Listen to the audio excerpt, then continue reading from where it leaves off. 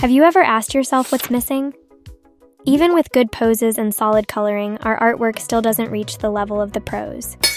After studying artists like Rella, Mika Pikazo, Mai Yoneyama, and many others, I realized that, although they each have different art styles, their artwork share some common characteristics. And no, I'm not referring to gestural poses or color theory. I'm talking about the less obvious aspects that aren't often discussed on YouTube. These characteristics are equally as important but often overlooked because they aren't as obvious as color theory. However, these characteristics might be the last missing piece you need to level up your art to the next level. Take a look at this artwork by Rella and Mai Yoneyama. Setting aside color and poses, what do you see in common? If you noticed these lines and thought they had movement or a sense of direction, that's because they have rhythm. Rhythm is one of the underrated aspects. I discovered this late because I hadn't realized how important it was, or even that it was a part of art at all. Rhythm adds dynamism and visual appeal to art. It can direct attention to the focal point, as seen in Mai Yoneyama's work, or establish movement, like Rella's circular flow in some pieces. But we almost never talk about these less obvious, yet essential, elements. Just imagine in this artwork by Rella, if there were another object going in this direction and another in a different direction, it would end up looking like my art. No unity, and very chaotic. Mastery of anatomy and color theory alone can't fix that. And you know what? If you're a beginner or intermediate artist like me, you don't notice these things.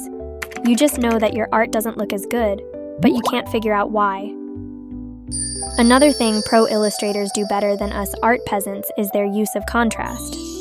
A few months ago, I thought contrast was only about light and dark, but there's actually much more to it. Pro illustrators don't just apply light and shadow randomly. They're carefully planned and purposeful. Now, try squinting your eyes while looking at this Redum artwork. Do you see this shape very clearly? That's a deliberate, carefully planned choice. Redum used shape-size contrast to make the face noticeable at first glance. And here's another example from Redum. You'll notice smaller light shapes while the face has the largest light shape. Now let's try something. If I add more shadow here and make the light shape on the face smaller, go ahead and squint your eyes. What did you notice first? Was it this part? It just doesn't make sense, right? Now let's try something with this light-dark contrast in Rella's artwork. If we darken this part, the impact just isn't the same. The focal point becomes confusing. Contrast doesn't only involve light and shadow. There are other types as well. One of them is depth of field. Mai Yoneyama uses depth of field to make the focal point stand out at first glance. Another type is detail contrast. A few days ago, I posted this Mika Pikazo artwork on my YouTube community, and somebody commented, "Why is there so much going on with all the colors and details, and yet it looks so good?" This comment actually inspired me to make this video, because just a year ago, I was exactly the same.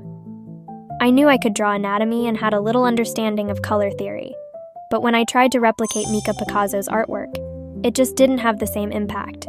It was lacking. Now, to go back to the question, the answer is that the distribution of colors and details is balanced. They're not just random.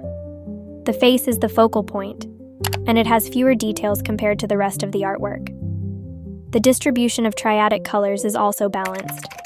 60% blue, 30% red, and 10% yellow. Speaking of balance, pro illustrators have several techniques to create a balanced composition. When you look at these artworks by Neg and Ask, what do you notice they have in common?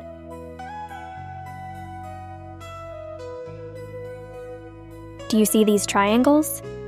The triangle composition is one of the most common arrangements you'll find among popular artists. You'll see it in the works of Mai Yoneyama, Ask, Neg, and many others. The triangular composition is effective because of its naturally tapering shape. With 3 uneven points, the 2 lower points are used to taper towards the focal point at the center of the triangle. Although the most common triangle composition places the focal point at the top, this isn't a strict rule. The focal point can actually be anywhere, like in this artwork by Rella.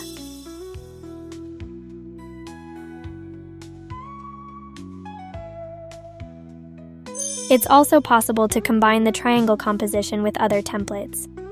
For example, in this illustration, Ask combines the rule of thirds with a triangle composition. The rule of thirds we often see in Ask and Dino Illus artworks doesn't strictly follow the traditional 3x3 grid, where the focal point aligns with the intersections. Instead, it tends to use only the vertical divisions of the grid. For example, the head or focal point might be in the upper third, the torso in the middle third, and the hips and lower body in the bottom 2/3.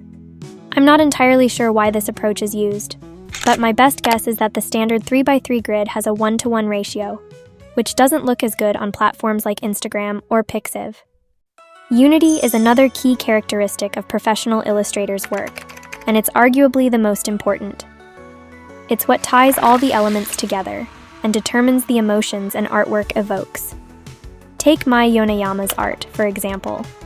The facial expressions, the cool color palette, and the lighting technique all work together seamlessly to make us feel sadness and tranquility at the same time.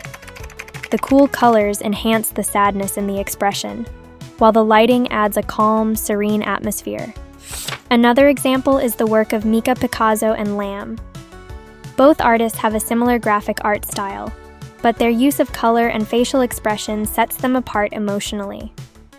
When you look at Mika Pikazo's work, it feels pleasant and almost edible, like candy for the eyes.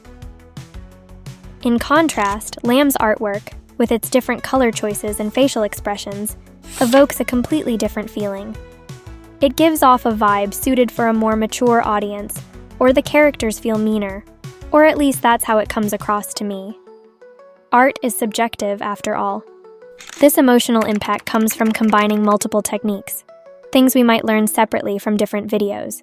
But as beginner or intermediate artists, we're rarely taught how to bring them together to create unity and evoke powerful emotions in our work.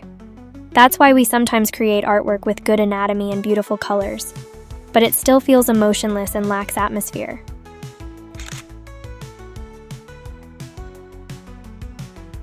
I've seen beautifully rendered pieces where my eyes didn't know where to look. They lacked rhythm, the focal point wasn't clear because contrast wasn't used effectively, and the art failed to evoke any emotion. I just didn't know what to feel.